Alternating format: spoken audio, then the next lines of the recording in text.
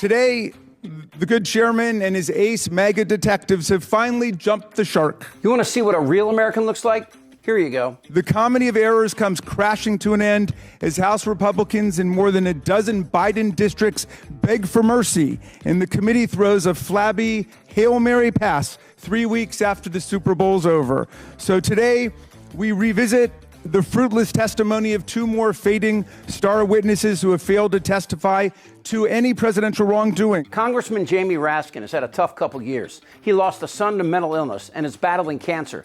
But he is one decent, tough son of a bitch, hoisting our democracy on his shoulders while these weak little incels scurry at his feet like rats on a sinking ship. How about this one? Who left cocaine at the White House? Donald Trump Jr.'s on cocaine. Biden administration doesn't seem to have time to answer these questions. That's Jim Let's Wrestle in My Basement Jordan, who along with this grim-faced ferret wasted millions of taxpayer dollars protecting a twice impeached president who is facing 91 indictments, a rape conviction, and a $500 million fine for fraud. And the Republican attack on Biden wasn't even a straight-on fight. They went after his family. Jamie Raskin doesn't just have the proof of their fraud and perjury, he hammers them with facts and evidence. With the impeachment bus running on empty, our GO colleagues now are apparently preparing to save face by ending the impeachment farce with criminal referrals.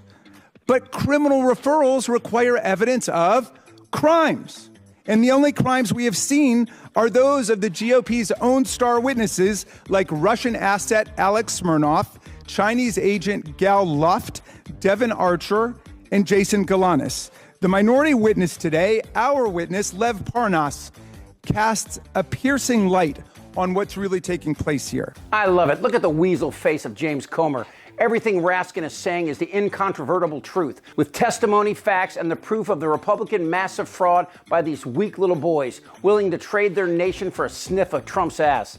Both Comer and Jordan have been caught in a massive lie. Here are the facts. There never was a bribe to the Bidens to influence policy. The Republican sources are Tony Bubulinski, a pathetic wannabe mobster who testified there was a $10 million exchange between Ukrainian officials and the Biden family. Comer produced no evidence except which had been provided by his second source. And where did that originate? Alexander Smirnov, a longtime FBI informant who was turned by Putin and then lied to the FBI. The FBI grilled him and he gave it up. Smirnov was given disinformation about the Biden family by Russian intelligence, which is Putin. And Comer and Jordan took this information and propped the entire impeachment inquiry on a Russian campaign with one goal: to hurt Biden and help Trump.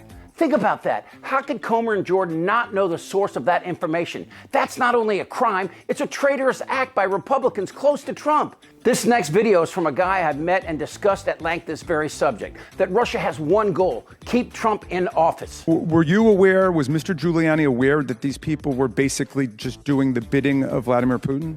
Absolutely. So he had no hesitation about spreading lies that were concocted by Russian agents? As long as it fit the narrative, absolutely not.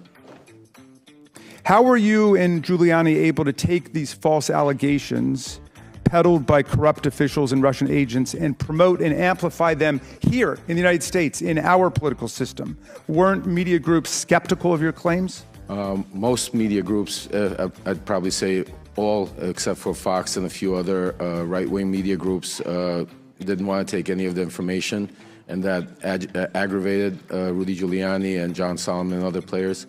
And the main group that was being pushed through was Fox, Sean Hannity and some other media personnel over there.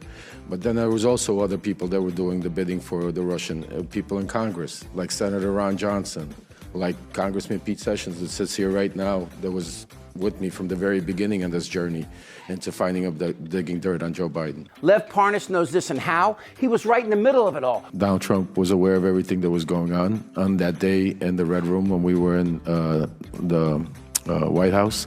After Rudy bringing Donald Trump up to speed on that I could go out to Ukraine and get Viktor Shokin, Donald Trump approached me, shook my hand, said, "Thank you for all that you're doing. Keep up the good work," patted me on the back, took pictures, and I was off to Ukraine. working hand in hand with Giuliani with one goal: use Russian intelligence to defeat Hillary and then Biden. Well, you're a bunch of pussies. You know, the irony of these hearings is that while the Republicans took Russian disinformation and knowingly used it to try and remove Joe Biden from office, this whole hearing has exposed the entire GOP, and especially the great fat one, as the real threat to our republic. Donald Trump was aware of everything that was going on. Donald Trump is a Russian asset, and Jamie Raskin is putting nails into the GOP coffin. He's suing his own dying father's charity for nearly $1 million. And just last month, suing Cassidy Hutchinson for $10 million after she reported that Mr. Bobulinski, wearing a ski mask, met with Mark Meadows, which Ms. Hutchinson is now backed up with actual documentary photographic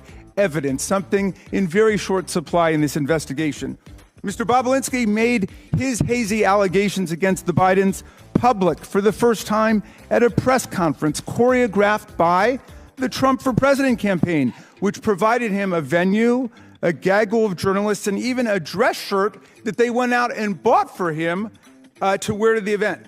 The other star witness, Mr. Galanis, who I believe is appearing by Zoom today, is a serial fraudster and convicted con man, a term I would charitably not use on a witness, except it was explicitly bestowed upon him by not one but two different U.S. federal district court judges, including the one who sentenced him to over 15 years in prison for defrauding union pension funds, a Native American tribe, and scores of innocent investors. Mr. Galanis was sentenced to pay restitution of over $80 million to his victims. That's a lot of money. That's what Donald Trump was sentenced to pay E. Jean Carroll for in that civil litigation. Real quick note about Tony Bobulinski. He's been presented as a witness to these events. Even when it was disclosed, he was closely working with Trump.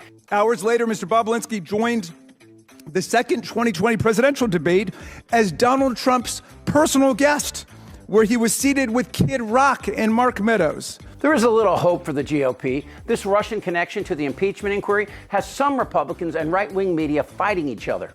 With all due respect, the Republicans need better investigators because they've got a lot of circumstantial evidence, but they have not shown that Joe Biden profited personally or that he broke any rules. I vehemently disagree. Kilmeade is an embarrassment. He's a Trump suck-up who isn't listening to Ducey because he lacks the backbone, because it takes some spit to stand up to Trump's DNA challenge tribe. It's going to be a bloodbath. What Republicans are trying to do is take Hunter Biden's messed up personal life of the past and drag his father into it, which is bullshit. Even the fucking mafia doesn't do that to families. There is not now or ever has been proof of President Biden doing anything untoward his official duties or responsibilities as president. Comer and Jordan are not only suspected of working with Russian intelligence to overthrow a legitimately elected president, but they're shitty at it. They're bad people, and they're not even good at being bad. Jamie Raskin is a great example of a principled man who just can't take it anymore. He's seen up close the lack of character by those he passes in the halls every day, and he will not let it go.